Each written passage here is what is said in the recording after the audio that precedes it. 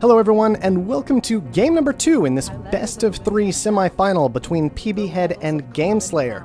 Game 1 going over to Gameslayer in a fairly convincing, fairly simple victory, just straight outplaying PB from start to finish with a strong founding position and an advantage in headquarters literally all game. Gameslayer once again founding a scientific colony location with good access to silicon water and iron nearby.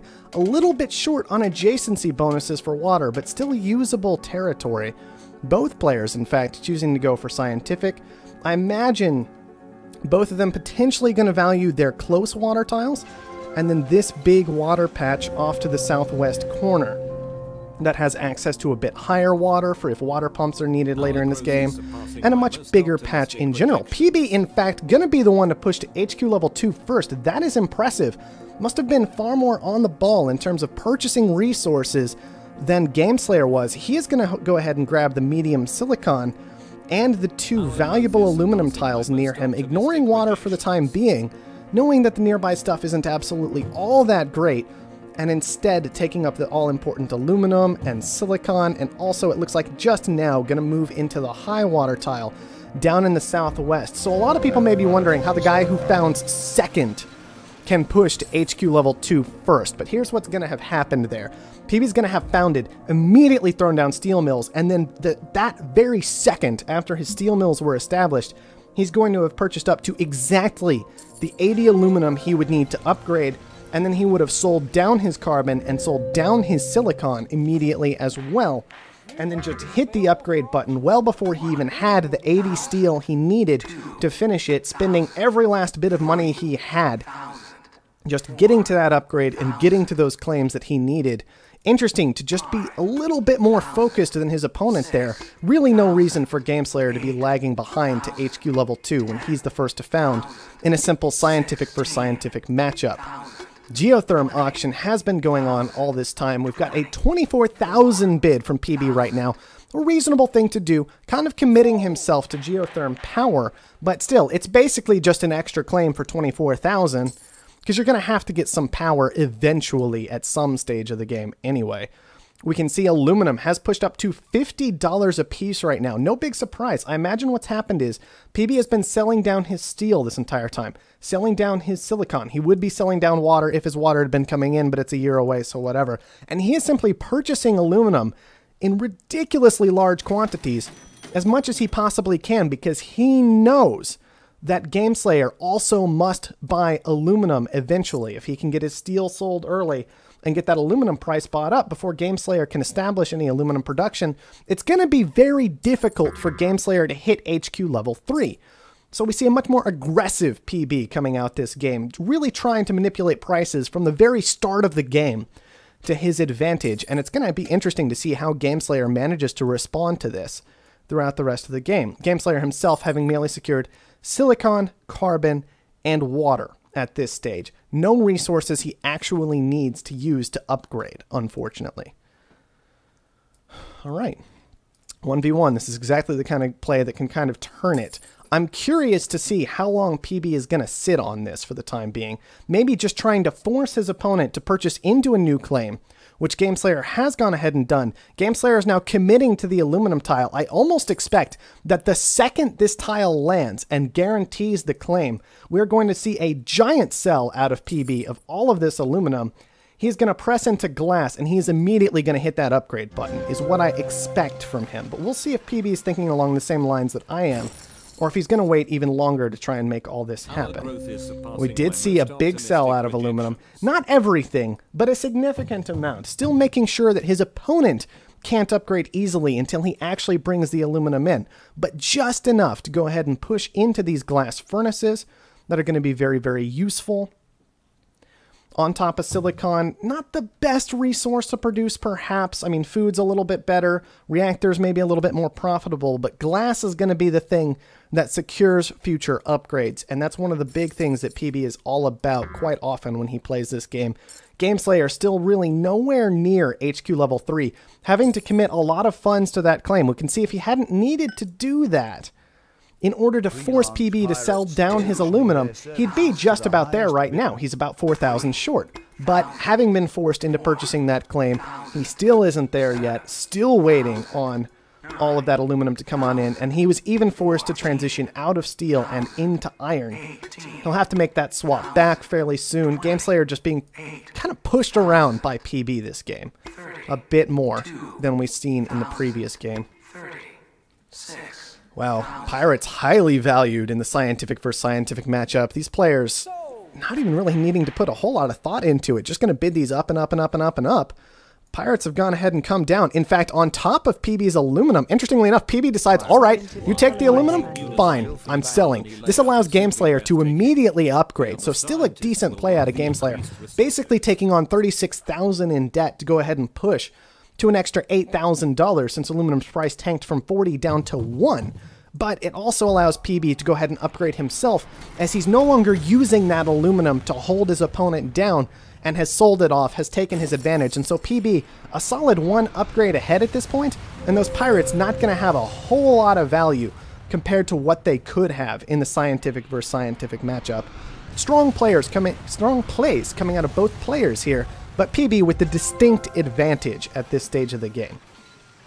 Pbhead, also having established power a significant time ago, has not been leaking significant amounts of it and therefore not acquiring a whole lot of debt as he's been playing. Gameslayer, we can see the exact opposite occurring. He's leaking 2 power a second. Power is up to $116, $117 in price.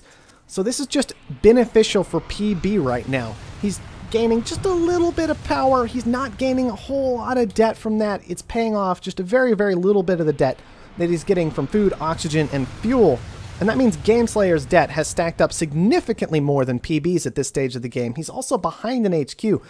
We see almost an exact reversal of last game here now that both players are scientific and PB's decided to really get his head in the game. Alright, no claims available for either player. We can see Gameslayer has secured those very, very nice reactors, making him $80 to $100 a second, kind of depending on the exact moment and how the prices look. PB also in reactors. Interestingly enough, just 2. He hasn't established this 3rd one yet. He's moving into it now, which is a good play. But Pbhead also has gone ahead and moved into food. He's likely going to push to an upgrade to see if he can expand on this food before too terribly long. But another option for him is just to start moving in on Gameslayer's stock.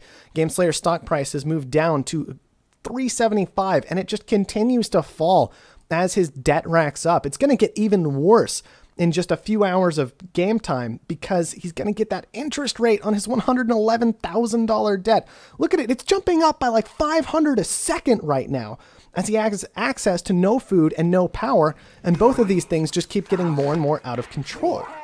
I don't know what Gameslayer is going to do to manage to recover from this ridiculous amount of debt and being down in HQ.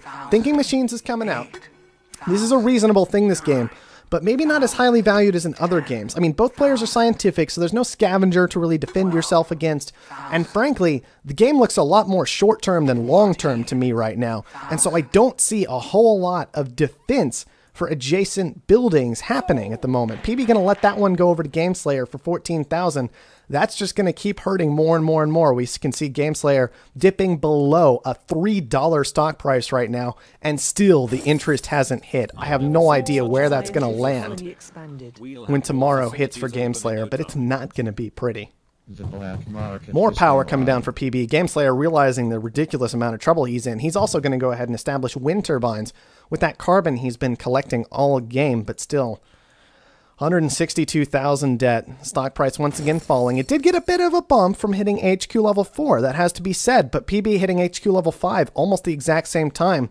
Gameslayer stock price down to $2.50. PB, I understand you'll like to go for the late game. You know you can outplay people. I want to see you go for the kill in just a moment here. Can't let your opponent too much time to get too slippery. PB finally starting to press in for it. He's going to take as much of his opponent's stock as he can at the moment. He's already on HQ level 5. He's got strong production down. He's got a lot of power getting made.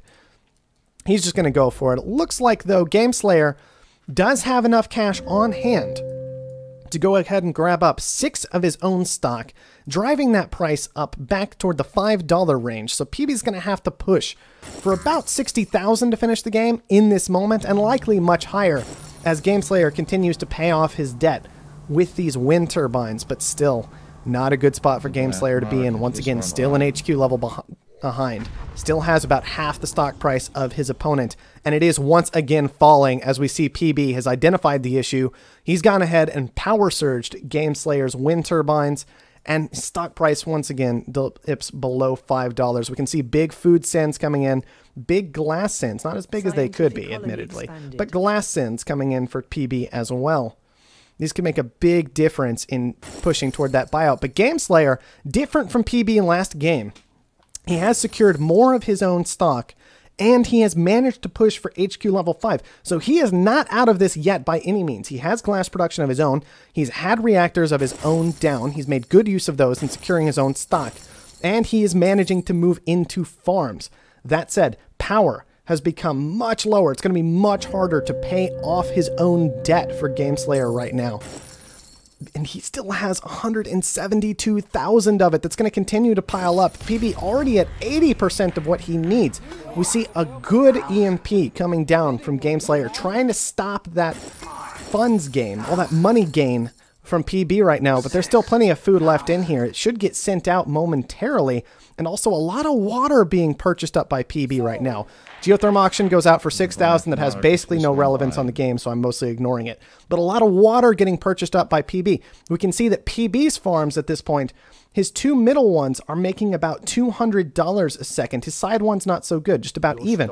But he's pushed his opponent into a position where his farms also aren't making a whole lot of money because all of them are relying on purchasing up water from the market. And so an interesting play out of PB, maybe sacrificing income off some of his own buildings, and maybe he should go ahead and turn those off, but also forcing his opponent into an awkward position off of his most lucrative tiles. Oh, 100% for PB. Is he going to notice? Is he going to get that red button? He has to pretty much just do a control shift down, and he should have the game. There it is. PB's going to take game 2, and we have a game 3 in this semifinal match between Pbhead and Gameslayer.